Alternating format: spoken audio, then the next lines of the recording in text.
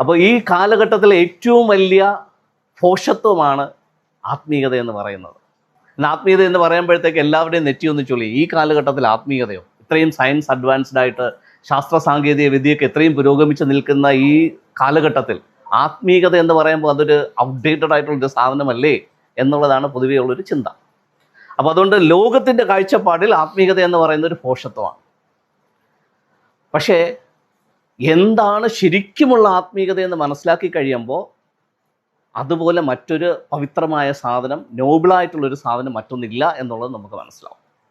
അപ്പം ഞാൻ അറിഞ്ഞ ചില കാര്യങ്ങൾ നിങ്ങളുമായിട്ട് പങ്കുവെക്കാം. ആത്മീയത എന്ന് പറയുമ്പോഴത്തേക്ക് അതിൻ്റെ ഒപ്പം ചേർന്ന് നിൽക്കുന്ന ഒരു കാര്യമാണ് മതം എന്ന് പറയുന്നത്.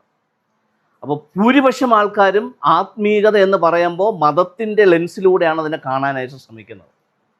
അപ്പോൾ നമുക്ക് മേജറായിട്ടുള്ള മതം നമുക്കറിയാം, ലോകത്തിലെങ്ങും വ്യാപിച്ച് കിടക്കുന്നത് ഇസ്ലാം മതമുണ്ട്, ക്രിസ്തീയ മതമുണ്ട്, പിന്നെ ബുദ്ധമതമുണ്ട്, സിഖ് മതമുണ്ട്, പിന്നെ നമ്മുടെ ഭാരതത്തിലേക്ക് വരുമ്പം ഒത്തിരി അനവധി വേറെ മതങ്ങളുമുണ്ട്.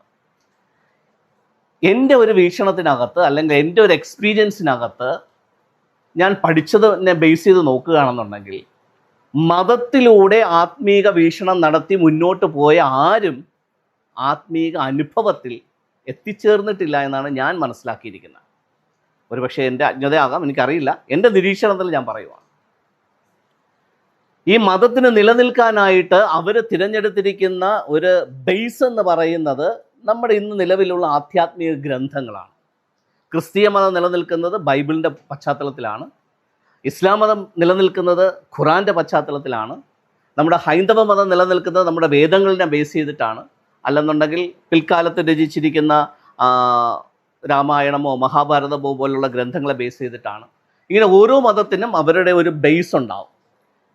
ബേസ് സത്യമാണെങ്കിലും ഈ ബേസിനെ വെച്ച് നിലനിർത്തിയിരിക്കുന്ന മതത്തിൻ്റെ ഉദ്ദേശശുദ്ധി പലപ്പോഴും തെറ്റാണ്. അതുകൊണ്ടാണ് മതങ്ങളിലൂടെ സഞ്ചരിക്കുമ്പോൾ നമുക്ക് ആത്മീയതയെ സ്പർശിക്കാൻ പറ്റാത്തത്. ഇനി മറ്റൊരു ആംഗിളിൽ ചിന്തിച്ചു കഴിഞ്ഞാൽ ബൈബിൾ പഠിക്കുകയാണെങ്കിലോ ഖുറാൻ പഠിക്കുകയാണെങ്കിലോ വേദങ്ങൾ പഠിക്കുകയാണെങ്കിലോ നമുക്ക് ലഭിക്കാൻ പോകുന്നത് കുറേ അറിവുകൾ മാത്രമാണ്. എങ്ങനത്തെ അറിവുകൾ എന്ന് ചോദിച്ചു കഴിഞ്ഞാൽ, ഇപ്പോൾ അമ്പലപ്പുഴ പാൽപ്പായസം എന്ന് പറയുന്നത് വളരെ ഫേമസ് ആയിട്ടുള്ളൊരു കാര്യമാണല്ലോ. എല്ലാവർക്കും അമ്പലപ്പുഴ പാൽപ്പായസം ഒന്ന് കേട്ടിട്ടുണ്ടല്ലോ. അമ്പലപ്പുഴ പാൽപ്പായസത്തെക്കുറിച്ച് ചില ലഘുലേഖകളൊക്കെ ഉണ്ടെങ്കിൽ അത് വായിച്ചു കഴിഞ്ഞാൽ നമുക്ക് ഈ പായസം ആസ്വദിക്കാൻ പറ്റുമോ? ഇല്ലല്ലോ. ഇത് ഉണ്ടാക്കുന്ന ആളിൻ്റെ അടുത്ത് പോയി നമ്മൾ ചോദിക്കുവാണ്, ഇതിൻ്റെ കൂട്ടെന്തൊക്കെയാണ്, ഇതെങ്ങനെയാണ് ഉണ്ടാക്കുന്നത്, അതിൻ്റെ പ്രൊപ്പോസിഷൻ എന്താണ് എന്നൊക്കെ ചോദിച്ചിട്ട് അതുണ്ടാക്കുന്ന ആ ഒരു വ്യക്തി ഇതിനെക്കുറിച്ച് നമുക്ക് എക്സ്പ്ലെയിൻ ചെയ്ത് തരുവാണ്, കാണിച്ചു തരുവാണ്. ആ ഒരു ഫീല് കിട്ടുമോ? പാൽപ്പായസം കഴിക്കുമ്പോൾ ഉണ്ടാകുന്ന ഒരു ഫീല് കിട്ടുമോ? ഇല്ല.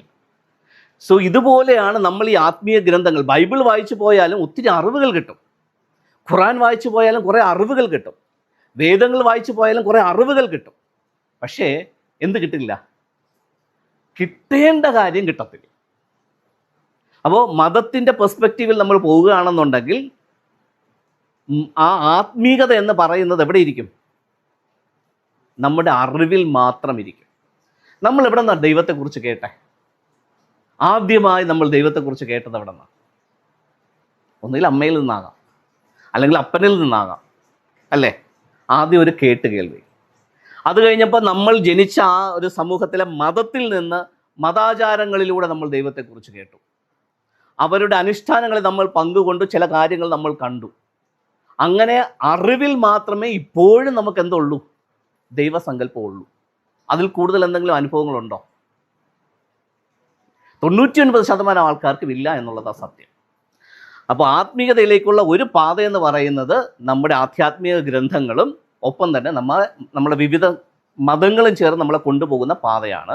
അവിടെ നമുക്ക് കേവലം ലഭ്യമാകുന്നത് അറിവുകൾ മാത്രമാണ്. എന്തില്ല? ആസ്വാദനം, അനുഭവം ഉണ്ടാകത്തില്ല. ഇനി രണ്ടാമതൊരു പാത ഇന്ന് നമ്മുടെ ഭാരതത്തിൽ കാണുന്നത് എന്താണെന്ന് വെച്ച് കഴിഞ്ഞാൽ, ശരീരം കൊണ്ട് അന്വേഷിക്കുന്ന ഒരു ആത്മീയത. ശരീരമാർഗത്തിലൂടെ ആത്മീയത ആസ്വദിക്കാനായിട്ട് പോകുന്ന ഒരു വഴിയുണ്ട്. അതിനെ യോഗയെന്നോ ക്രിയായോഗയെന്നൊക്കെ വിളിക്കാം. നമ്മളതിനെ മറ്റൊരു പദത്തിൽ കുണ്ടലിനി ആക്ടിവേഷൻ എന്ന് പറയാം, ചക്രാസിൻ്റെ ആക്ടിവേഷൻ എന്ന് പറയാം. അങ്ങനെ ശരീരത്തിലൂടെ ആത്മീയതയെ അപ്രോച്ച് ചെയ്യുന്ന ഒരു രീതിയുണ്ട്. അവിടെ തീർച്ചയായിട്ടും അനുഭവങ്ങളുണ്ടോ എന്ന് ചോദിച്ചു കഴിഞ്ഞാൽ അനുഭവങ്ങളുണ്ട്. പക്ഷേ അത് ആപേക്ഷികം മാത്രമാണ്. ചില നേരങ്ങളിൽ, ചില സമയങ്ങളിൽ മാത്രം അനുഭവിക്കാൻ പറ്റുന്ന ചില അനുഭവങ്ങളുണ്ടാവും. ഒരു ഉദാഹരണം പറയുകയാണെന്നുണ്ടെങ്കിൽ, നമ്മൾ ശാരീരിക ബന്ധത്തിൽ ഏർപ്പെടുന്ന സമയത്ത്, ഒരു ഹസ്ബൻഡും വൈഫും തമ്മിൽ ശാരീരിക ബന്ധത്തിൽ ഏർപ്പെടുമ്പോൾ നമുക്ക് കിട്ടുന്ന ഒരു അനുഭൂതി ചില സെക്കൻഡുകൾ മാത്രമേ നിലനിൽക്കുള്ളൂ അല്ലേ? ആ അനുഭവം നമുക്ക് ഒത്തിരി വേണമെന്ന് തോന്നിക്കഴിഞ്ഞാൽ ഒരു ദിവസം നമുക്ക് എത്ര പ്രാവശ്യം ശാരീരിക ബന്ധത്തിൽ ഏർപ്പെടാൻ പറ്റും? 2, 3, 4 ഒക്കെ ഉള്ളൂ. അപ്പോൾ ആ അനുഭവം ഉള്ളതുപോലെ തന്നെയാണ് ഈ ക്രിയായോഗയിലൂടെ കിട്ടുന്ന ഒരു അനുഭവം എന്ന് പറയുന്നത്. ഒരു ദിവസം ചിലപ്പോൾ 1 അല്ലെങ്കിൽ 2, അതിനപ്പുറത്ത് കിട്ടത്തില്ല. അങ്ങനെ എപ്പോഴും കിട്ടണമെന്ന് നിർബന്ധമില്ല. സോ ഈ രീതിയിലാണ് ക്രിയായോഗ എന്ന് പറയുന്ന രീതിയുടെ ഒരു അപ്രോച്ച് എന്ന് പറയുന്നത്. അപ്പോൾ അവിടെയും പൂർണ്ണതയുള്ള ഒരു ആത്മീയത അല്ല നമ്മൾ അനുഭവിക്കുന്നത്, അതിൻ്റെ ഒരു ചെറിയൊരു ഗ്ലിംസ്. നമ്മൾ ഈ കോഴിക്കോടൻ ഹലുവ കോഴിക്കോടിലെ സ്റ്റോളിൽ പോകുമ്പോഴത്തേക്ക് ഓരോ പീസ് എടുത്ത് നമുക്ക് തരത്തില്ലേ കഴിക്കാനായിട്ട്, ടേസ്റ്റ് ചെയ്യാനായിട്ട്. സോ അതുപോലെയുള്ള ഗ്ലിംസുകളാണ് ഈ ക്രിയായോഗയിലൂടെ നമുക്ക് കിട്ടുന്നത്. ഇന്ന് ഭാരതത്തിനകത്ത് ഏറ്റവും കൂടുതൽ കച്ചവടം നടക്കുന്ന ഒരു കാര്യം കൂടെയാണ് ഈ ക്രിയായോഗ എന്നുള്ളത്, ഒരു സത്യം കൂടെയാണ്. ഇനി മറ്റൊരു മാർഗമാണ്, ഏകദേശം എല്ലാവരും അംഗീകരിച്ചിരിക്കുന്ന ആധ്യാത്മികതയുടെ ഒരു ഭാഗമാണ് മൈൻഡിലൂടെ ആധ്യാത്മികതയെ കണ്ടെത്തുക എന്നുള്ളത്. മൈൻഡ് പവറിലൂടെ. അതിന് തിരഞ്ഞെടുത്തിരിക്കുന്ന ഒരു മാധ്യമമാണ് ധ്യാനം, ആധ്യാത്മിക ധ്യാനം. ഈ മെഡിറ്റേഷനിലൂടെ നമ്മൾ മുമ്പോട്ട് പോകുമ്പം അതൊരു മൈൻഡിനെ കോൺസെൻട്രേറ്റ് ചെയ്ത കാര്യമായതുകൊണ്ട് കുറച്ചുകൂടെ നമുക്ക് അനുഭവങ്ങളും ആസ്വാദനങ്ങളും അതിനകത്ത് ഉണ്ടാകുമെന്നുള്ളതാണ് സത്യം. ഞാനിത് പറയാൻ കാരണം, ഇതെല്ലാം എൻ്റെ അനുഭവത്തിലൂടെ ഞാൻ സ്പർശിച്ചിട്ടുള്ളത് കൊണ്ട് അതിൻ്റെ കാര്യങ്ങളെല്ലാം ഞാൻ എൻ്റെ ഒരു പെർസ്പെക്റ്റീവിൽ നിന്ന് പറയുന്നത്. ഒരു പക്ഷേ നിങ്ങൾക്കത് ഡിഫറൻ്റ് ആയിരിക്കാം, എനിക്കറിയില്ല. നമുക്ക് ഇത് കഴിഞ്ഞതിന് ശേഷം നമുക്കത് ചർച്ച ചെയ്യാം.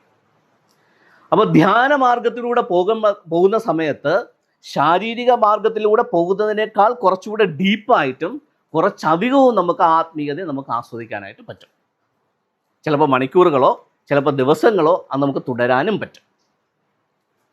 ഇനി ഞാൻ വ്യക്തിപരമായി കോൺസെൻട്രേറ്റ് ചെയ്യുന്ന ഒരു കാര്യം എന്ന് പറയുന്നത്, ഈ പറഞ്ഞ എല്ലാത്തിൻ്റെയും കൂടെ ഒരു കോമ്പിനേഷനായിട്ടുള്ള ബൈബിൾ പ്രൊപ്പഗേറ്റ് ചെയ്യുന്ന മറ്റൊരു ആധ്യാത്മികത ഒരു പാതയുണ്ട്. അതിനെ അഭിഷേകത്തിൻ്റെ പാതയെന്ന് പറയും, അനോയിൻറ്റിങ്ങിൻ്റെ മാർഗം എന്ന് പറയും. ഞാൻ കൂടുതലും കോൺസെൻട്രേറ്റ് ചെയ്യുന്ന അതാണ്.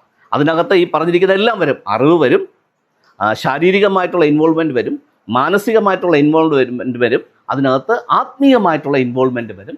ഇതെല്ലാം കൂടെ ചേർത്തിട്ടാണ് ഈ ഒരു അഭിഷേകത്തിൻ്റെ അല്ലെങ്കിൽ അനോയിൻറ്റിങ്ങിൻ്റെ ഒരു മാർഗം എന്ന് പറഞ്ഞിട്ട് ബൈബിൾ പറയുന്ന പ്രൊപ്പഗേറ്റ് ചെയ്യുന്നൊരു കാര്യം.